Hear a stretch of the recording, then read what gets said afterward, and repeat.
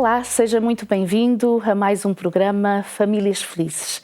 Estamos contentes porque até hoje o Senhor nos tem guardado, tem animado o nosso coração, apesar dos desafios, das dificuldades que com certeza todos nós vamos experimentando e vivendo, mas continuamos na graça de Deus, animados por Ele e também por esta possibilidade que nós temos de estar aí em sua casa, ouvindo no seu carro através da rádio e poder ser usados pelo Senhor para trazer-lhe mais informações, alguns temas diferentes, todos eles, mas quem sabe, mesmo que não seja para si, poder partilhar depois para os seus amigos, os seus familiares, para trazer essa alegria e essa harmonia que todos desejamos nas nossas famílias. Se é a primeira vez que está connosco, seja bem-vindo.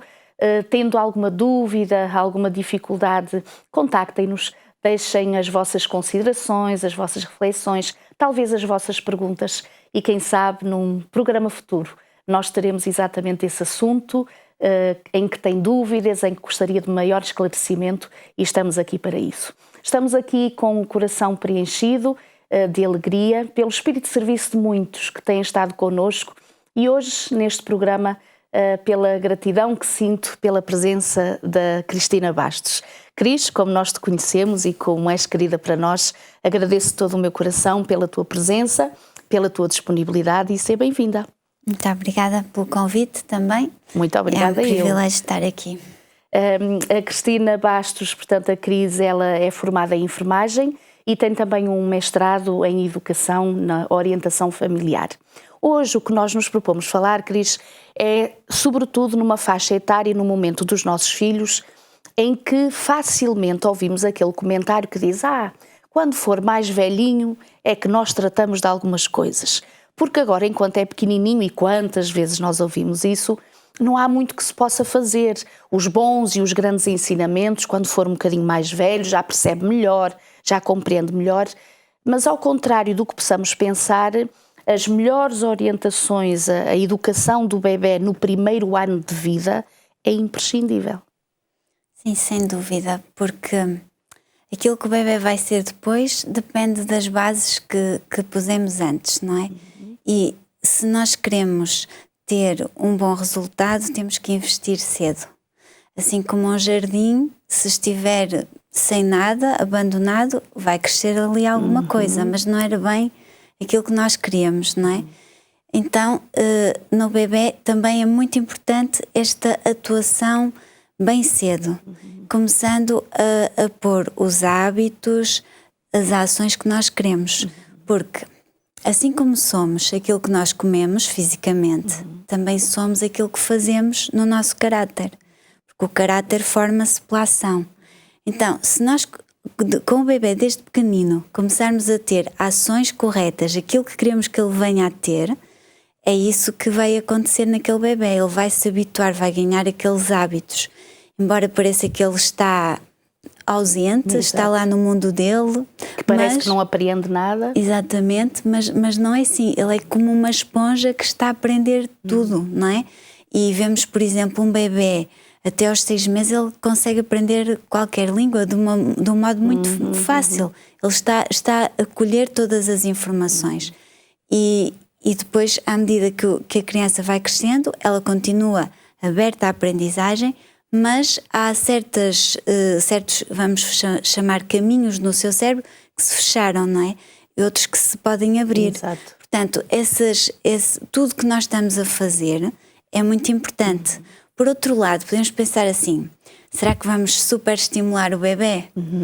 Não é tão bom, não é? Exato. Ele precisa de uma infância e aquele tempo calmo, exato, com as suas necessidades básicas assistidas, o seu sono, que praticamente é quase o tempo todo de início, exato, não é? Depois, no fim do primeiro ano de vida, talvez já dorme umas 16 horas por dia, mas dando-lhe essa estabilidade, uma boa alimentação, começando com a melhor, que é o leite materno, exato, não é? Assim aumentamos 5 pontos no QI do bebê, de uma forma muito simples. E, portanto, com uma boa alimentação e com os estímulos corretos o descanso, o apanhar ar, não é? Uma coisa que por vezes se ignora é a necessidade de circulação de ar, continuamente, dia e noite. Não quer dizer que vai haver correntes de ar dentro da casa. Diferente. Isso é diferente. Mas um bocadinho. E quando está frio, claro, podemos abrir apenas uma pequena frinchinha da janela, mas é o suficiente para que o ar circule e vai ajudar também o bebê a resistir até à doença e a ter um sistema imunitário até mais forte. Sim. É interessante que, e particularmente este assunto, o cuidado no primeiro ano de vida, esta questão, como tu dizias, da formação de hábitos, o momento em que a mamã, aquele que educa, aquele que está presente, cria estes vínculos e estabelece estes vínculos com os seus próprios filhos, a sociedade mais ou menos que ameaça isso mesmo, porque cada vez mais e de uma forma muito precoce, os filhos estão sendo entregues ou a instituições ou a pessoas que não os seus progenitores, que não a sua própria mãe.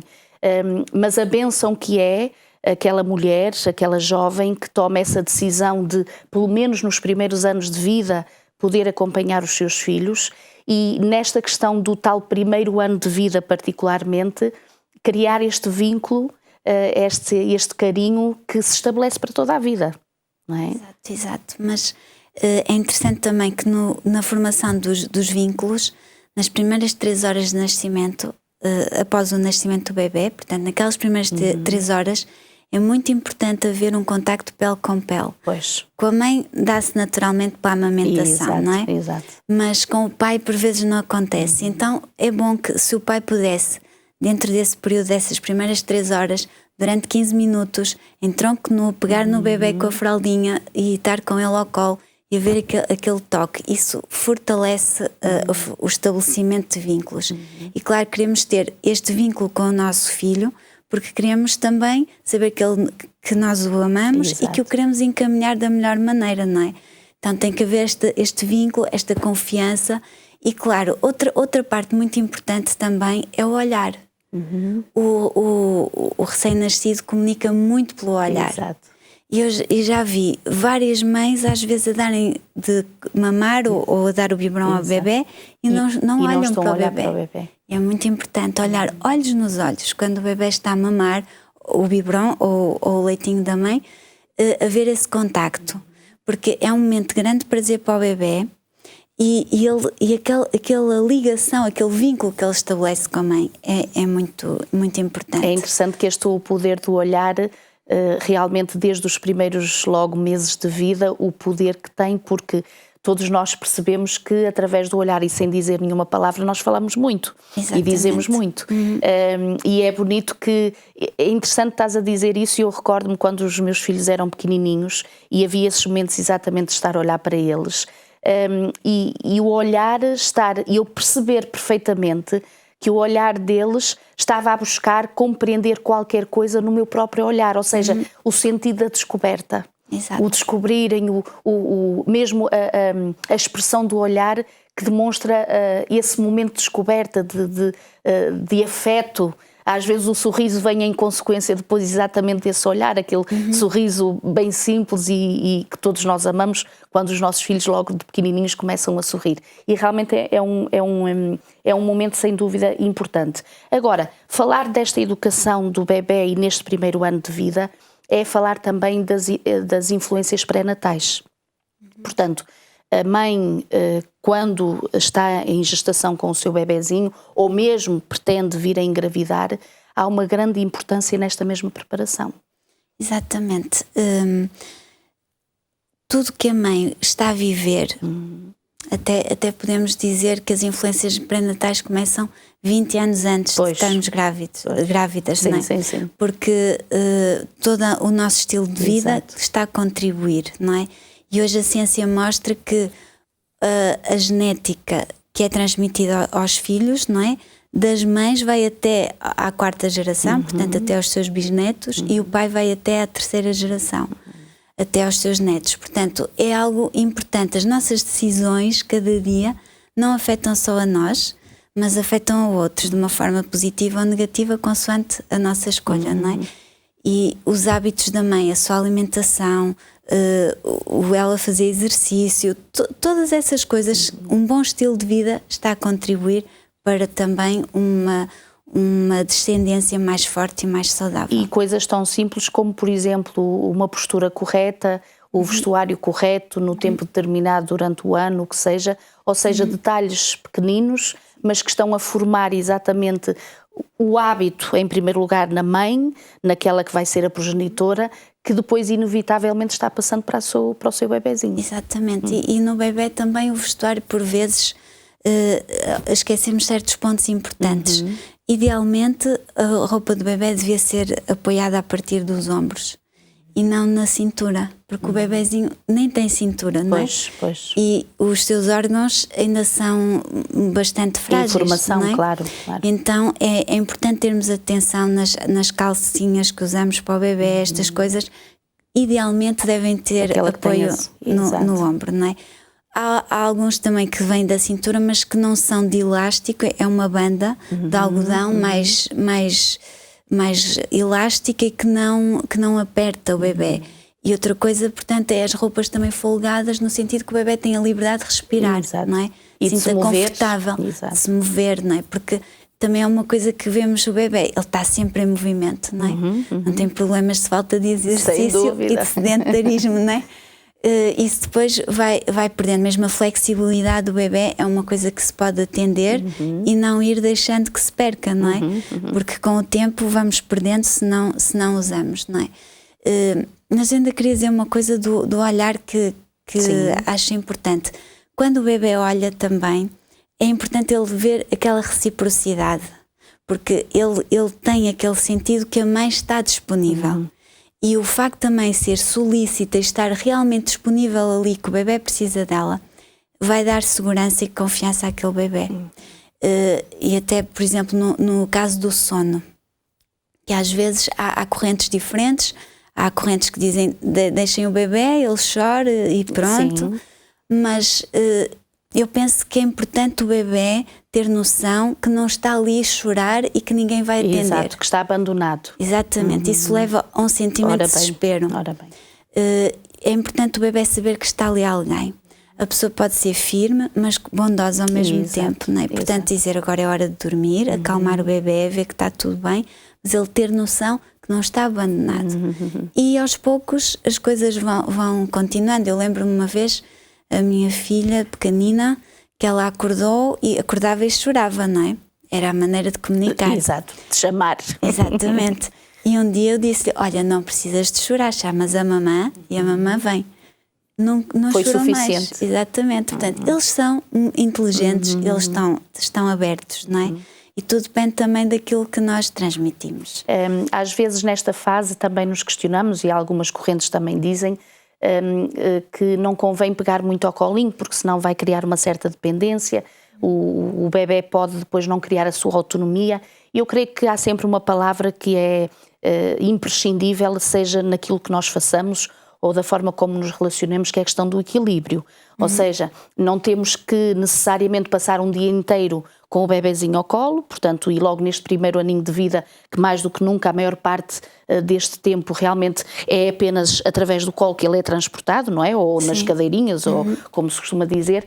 Mas eu pessoalmente pensava sempre assim, bom, os meus filhos não vão ter sempre esta idade e portanto se há que nós podermos ter um bocadinho os meninos ao colo, que agora um tem 12 e o outro tem 6 e mesmo assim continuam a querer o colo, o maior é que fica um bocadinho mais pesado agora, mas este momento eu creio que feito com certeza com esse equilíbrio, não temos que temer de todo termos esses momentos de afeto e esses momentos em que realmente estamos ali com o nosso bebezinho, com o nosso filhinho que tem os primeiros anos de vida, porque isso não vai voltar. E como nós costumamos dizer, e muitos que nos escutam com certeza se identificam com isso, é que passa muito rápido. Toda a gente diz assim, essa fase passa muito rápido. E realmente é verdade. É verdade. Mas isso é interessante que naturalmente gostamos de pegar naquilo que é fofinho, que é pequenino, não é? Tanto nas pessoas como nos animais. Nos animais, exatamente. Portanto, o ser pequenininho também precisa desse afeto, desse toque. E, portanto, há uma necessidade e há uma resposta. Eu penso que Deus faz bem as coisas, não é? E isso cria também, dá força à criança, força também emocional. E vemos, por exemplo, os nossos amigos africanos, a mãe anda sempre com o bebezinho ao colo. E eles, emocionalmente, de pessoas que também lidaram assim mais tempo com essas culturas, dizem que são pessoas fortes. Exato. Porque talvez vem também desse vínculo. Laços e desses afetos. Exatamente, que são estabelecidos. Falar de outros aspectos também, Cris, por exemplo, a questão da disciplina, porque mesmo sendo pequeninos e primeiro ano de vida, era como eu dizia no início do programa, às vezes até achamos que colocar alguma disciplina ou algumas regras ou alguma orientação, podemos pensar que é um bocadinho precoce e adiamos essa questão, e às vezes quando adiamos até é demais, que depois quando tentamos exatamente fazer o que queríamos já parece não ser possível. Direi, fica mais difícil. Então, a questão da disciplina neste primeiro ano de vida. Eu aposto muito na disciplina de uma forma mais preventiva, ou seja, tendo uma regularidade, hábitos ali. Isso ajuda muito, porque se o bebê tem horas para dormir, tem horas para comer, vai ajudar o bebê a entrar num ritmo, numa rotina, que vai também simplificar problemas de disciplina. Infelizmente, hoje em dia, as crianças e os adultos cada vez têm tendência a deitar-se mais tarde. Exato. O que é bastante nocivo para a saúde, a nível de memória, de muitas coisas, não é? E na criança também que está em crescimento precisa daquelas horas de sono. Portanto, o ter hábitos é importante. Claro, temos que também observar o bebê, tentar perceber. Eu fazia isso muito com a minha filha, procurava perceber como é que ela funcionava e depois ia encaminhando aos pouquinhos para onde eu a queria levar, mas tentando respeitar as suas características, e a sua personalidade, a sua individualidade, as suas necessidades, não é? Exato. Portanto, sono, de necessidade de alimento, essas coisas todas, não é? E, por exemplo, do alimento eu fui descobrindo que ela mamava muito bem, mas depois para comer era complicado. Mas fui descobrindo que, espaçando as refeições, ela comia melhor. Exato. Porque às vezes não conseguia ter as coisas prontas e então quando via, ela comia melhor. Então fui tirando partido dessas coisas e tentando estabelecer as suas rotinas. E o facto do bebê ter essa regularidade vai ajudá-lo também a entrar num ciclo de vida mais que flui naturalmente, não é? Quando estamos fora dessa regularidade, depois há ali conflitos às vezes de vontades, não é? Saiu daquele esquema e já é mais difícil. Quando isso às vezes surge, temos de ser firmes também. Firmeza com bondade.